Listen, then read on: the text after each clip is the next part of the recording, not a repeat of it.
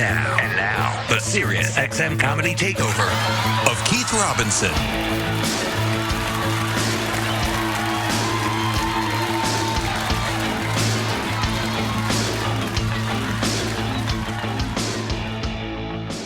Welcome to the SiriusXM Comedy Takeover. I'm Paul Charsky. Joining me, Lewis Johnson, and we are joined by Keith Robinson, who has his new special, Different Strokes, available now on Netflix.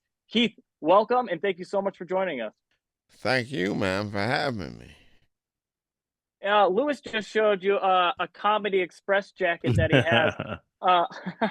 Can you talk a little bit about the Comedy Express? Comedy Express, 80s, right? I started that in '86. A whole bunch of black comics. And we went on tour, and we went against the Turn 'em Out posse in Washington, D.C. So it was Comedy Express against the Turn 'em Out posse. And we won. Excellent. Because that's Philadelphia against D.C. Right. I was gonna say, was it like a comedy West Side Story kind of a thing? Yes. Gang versus gang. We came snapping fingers, whistling, you know, and that was it. Well, I wanted to talk about your special, Different Strokes. Ask, like, how much has comedy helped you in your healing process and getting back onto stage? Comedy was everything, really, because it gave me something to go for. My voice was gone. I could barely walk. And, as soon as I got out of the hospital, that's when the healing started. The hospital didn't let you do nothing, And as soon as I got home, because I left the hospital 21 days before I was supposed to. Because I wasn't healing. They wouldn't let me do nothing. And plus it was a pandemic, so it was real bad, And it's the first time ever I ever used mental health. My mental health was at 2. I called my brother and like, get me out of here. He said, what? Just get me out. And as soon as I got home, I started, showering by myself, doing whatever I needed to. And that's when I started getting better and better. Getting out of that damn hospital. Yeah, it's that feeling like you don't have to rely on the others to take care of you. You're able to do it yourself. Right. And I know at one point, too, in the special, you were talking about that they even had like a Ring camera in your room to watch over you. Yeah, they Ring. I don't know if it was a Ring camera, but it was a camera. And like what they have is they got a camera watching you and an alarm system for when you hit your feet touch the floor, everybody comes and gets you. Yeah, bed alarm. Yes. Mama, he's out of the bed, he's running, he's on the run. I can't run, but I just got to go to the bathroom, you know what I mean? So it was rough, man. But getting out of the hospital was the best. That's when the healing could start. And I get on a road to recovery. And was it difficult? God. Was it difficult coming up with material after having 2 strokes for this comedy special? Because it seems like it just rolls off the tongue for you. And exactly, well, not exactly roll off the tongue. It has some things to go through before that. But yes, it just was, I was just coming up with stuff, having a good time. And I tell everybody, like, what I learned from having this stroke and becoming handicapped is that people who are born handicapped don't really respect, handicapped people that got it through other means, like a stroke and all that. They're looking at me like, this guy, he's a fraud. I'm like, well, I'm not a fraud. Look, he was just asking for that stroke. Look at the way he's dressed. He was asking for it. No, but that they really do look at you like, nah, you're not authentic. You're not an authentic handicap. You gotta, eating bad. Absolutely. We were born with this, and I'm like, oh man, you don't gotta make me feel bad. Yeah, guilt trip you into it because you weren't part of the club to begin with. Yeah, so Right. who's this imposter?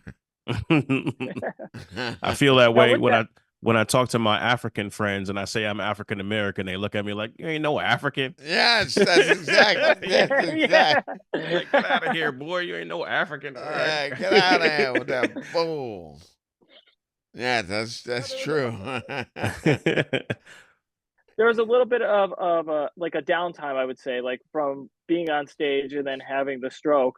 Like, what was your development process to getting back on the stage? Like you talk about finding your rhythm back. Was it a thing where it's like, okay, 5 minutes, I want to get a solid 5, now 10, now 20 to the Well, special? First, I had to learn how to speak, right? Because my voice, something happened with my phylum, and a speech pathologist in the hospital. This is a true story I tell on a lot of places, but it's true and it's important.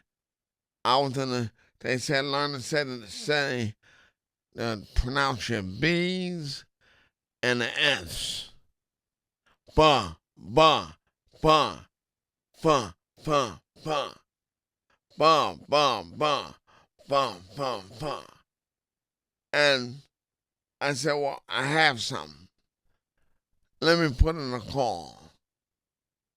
And I called my friend, Bobby Kelly, comedian. Bum, bum, bum, bum, bum, bum. And I said, okay. They said, repeat it over and over again.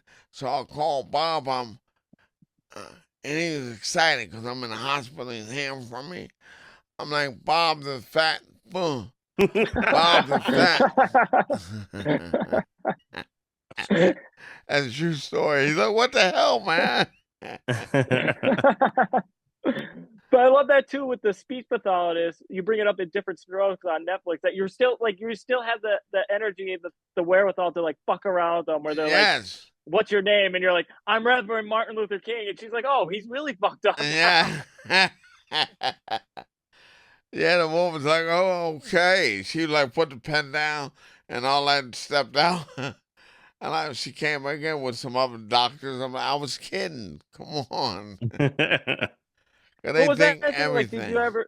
It was like the spirit of that, like to fuck around with people a little bit during this process. I had to.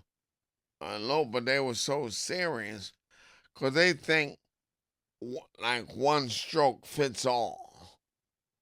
You gotta treat everybody the same. But I had my wits about me. I knew what I was doing. But they act like I ain't know nothing. I say, I want to go to the bathroom. They give me a bedpan and say, no. You can't hold yourself up. I start doing sit-ups. Look at this. Look at this, bitch. Look. I'm sitting You got up. the bees in there with that. Yeah. So it was just, it was rough. Well, that's why once I got out, I got to do what I wanted to do. Without people saying you can't do. And that was the roughest thing that happened. Everybody telling you what you can do. And I'm like, I know I can do it. Just let me do it. But like I said, it's one stroke fits all. This is how we treat all our stroke folk. Right. So that was the most frustrating. And getting out, you take your time, and I start writing joke by joke by joke. The first joke I wrote was, I'm newly handicapped. you know. But I'm such an idiot. Sometimes I forget that I'm handicapped. And I find myself laughing at handicapped people. So, and I did do that actually. I'm like, look at that guy. He's like, what? Look at you. I'm like, oh yeah, I forgot. I forgot, man. I work on a show with Bobby Kelly. You mentioned Bobby Kelly before. It's funny, I loved your speech at the Mark Twain award for Kevin Hart. I know you grew up in Philly with doing comedy with Kevin, and you mentioned Big J Okerson, which I love. That's another one of my hosts. Yeah. One of the funny things Bobby said to me recently was that during Chris Rock's speech at the Mark Twain Awards, Chris Rock mentioned, he told Kevin Hart to leave, stop hanging out with all these young comedians that you're hanging out with. So I wanted to ask you on record, because Bobby Kelly thinks it's him. I wanted to ask you who you thought Chris Rock was talking about when he said, hey, Kevin, you need to stop hanging out with these other comedians. No. What Chris Rock was saying, and he was on, like, getting on all the black shows, right? Earthquake, Michael Blackson, da. He said, separate yourself from that, so you just be a headliner on your own. So, getting involved with all the black shows, so to speak, clumps you in with all the acts like that. Right. They have starring some more and this and that. Now it's just me, Kevin Hart. And that's what Kev did, to not be a part of a group in with anybody. So Kev Hart, that was great information for Kev, because, now Kev does his own thing. Right. Rather than depending on being lumped in with everybody else. So that's what he meant by that. It wanted nothing to do with Bob Kelly. There was definitely something to do with Voss, though. Well, yes, Voss all the time. Voss stinks.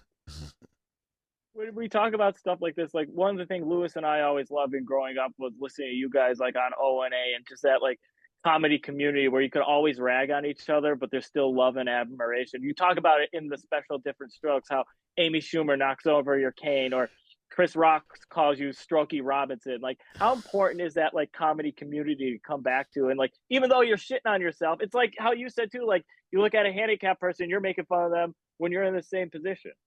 Right. But it's great, though. It helps you. It's like, I don't want to be treated like you feel sorry for me. Colin, Voss, Robert Kelly, Big J, all those guys, as you are. Don't treat me like I got a stroke. That's obvious. They treated me like, all right, let him get himself. Kick my cane, throw it over, throw it, whatever. And that's how you know you're back. And it feels good to have your friends giving it to you, you know what I mean? And that's like, all right, now I feel good. They see me driving, they go, oh, he's driving. No, we can get away from him. They see a lot of dents in my car. It is that bond of comedians, because, like, the outsider perspective would be like they're just being so mean and rude and cruel to you. Yeah, but they don't know. But that's why I was just, in the special itself, I said so many things that, people go, wow, he is an asshole. So it is what it is. And Because, like I said, the main thing I didn't want to do is have people looking at me on stage and feeling bad. So I did a little extra to make people go, ah, good for him. And that kind of goes even back to like traces like how Norm Macdonald didn't tell anybody like he was sick. He didn't want people feeling bad for him or getting like the quote unquote like sympathy laugh I from it. can't stand it. I don't want that. That's why I try to be as horrible as I possibly can. That's great. The usual. It's the usual. Because like I say in the thing, I didn't become the funniest guy in elementary, junior high, and high school because I said nice, encouraging shit. You know, I ain't like, hey, leave the fat kid alone. No, we mess with the fat kid. So it is what it is, man. Have fun. And that's what it is. I did not want to get on stage and like cry and all that. Get the hell out of here. I want fun. Do you feel that with going through 2 strokes, that it's a real recognized real situation? Can you decipher when you see someone who also has been through a stroke? What do you mean? Do you kind of, and I You asked think that I'm the because stroke whisperer? well, I asked that because, you know, the rumors about, for example, Martin Lawrence, he's been fighting these rumors that he's gone through a previous stroke before, and he does seem a little different than himself You when can he was hear it. younger. Correct. I wanted to ask you how you felt about it, and if you felt that he's just trying to hide it. Yes. But I understand why he's trying to hide it. I can hear the inflections, him trying to pronounce words and all that. It's like it's nothing wrong. You have a stroke, you can do more with it. At least tell how you gonna pretend like you didn't have a stroke. Right. You know? Nah, I'm alright. That's like me coming here. Nah, I ain't had no stroke. What? No, the cane. I hit my knee and I've been limping. What about the arm? Well, the arm follows the leg. You know, it's nothing to hide. It's really not. Right. But maybe some people feel, maybe Martin feels like being sick, you get less work. You know, but yeah, I'm hearing in his voice him struggling to pronounce words and all that. Right. But you know, you're sick. So what? Yeah. Martin's Embrace a it. legend. You know what I mean? Yes. He's done a lot. His good work is his good work. You can't take that from him. He's, you know, Def Jam, the Martin Show, and all that. He's, you know, he's in. He's the guy. You know. You know, so it probably helped a lot of people if we just said, hey, man, I'm doing this, but I'm still going to do it, letting people know you can do anything, even though things happen. Absolutely. And I think that's one of the great things about your special too is like even though you face these obstacles, you're still able to power through and do what you did before and love doing it. And what I learned too, and what I love about it, it also teaches me the dedication that men will go to get laid. We'll go to great lengths, great risks, and possibly dying just to get laid. And believe me, I'm right there with you. I'll go through anything to just get that. Well, I'm from Philadelphia, as you know. I used to go to Richard Allen housing projects, right? This girl told me to come over 1 a.m. Now, the percentage of me getting robbed, beaten, or worse is like 98.9. But that 1 point That's all I need. Is well, I got a chance. I went I to had the the house. same experience Yes. because I was on a dating app and the girl was like, "Lance tonight, I'll be naked in my bed. Just come over." I was like, "Okay," and I was like, "I'm gonna get stabbed," but I was just like, "All right, let's just see what happens here." Let's see what. Let's watch this play out. That's hilarious. I'll deal with it when I walk in. Yeah. But I went to the She girls. was, and it worked out. I went to the girl's house. There was guys playing dice against her door.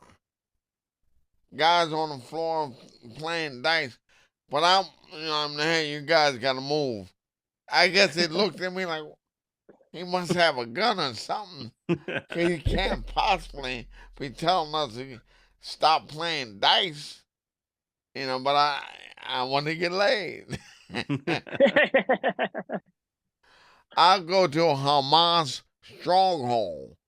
If it's tell me it's a girl somewhere around and get laid, I'm there. Knocking on the door. Absolutely. Cynthia. Now I want to finally bring up in different strokes. It's the biggest thing it taught you was to live in the now. How has it changed your perspective and to live in the now? Well, living now. Whatever you want to do it. And, don't put off tomorrow what you can do today. Whatever it is you want to do, you can do that thing. Like in thing I said, and there's someone you want to punch him now. Because you never know.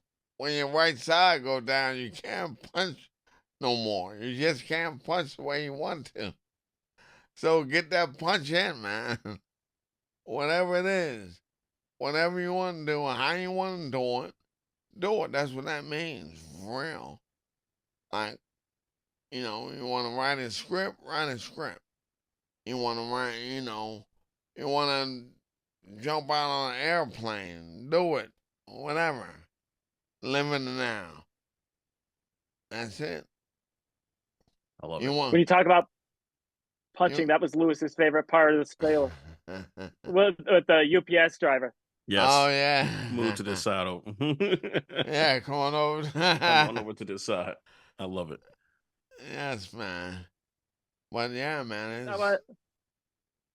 Thank you so much for joining us on the Comedy Takeover. Yes. It's Different Strokes, available now on Netflix. Keith, I want to thank you so much. Thank you, man. I appreciate it. You've been listening to the SiriusXM Comedy Takeover of Keith Robinson. See Different Strokes, available now on Netflix.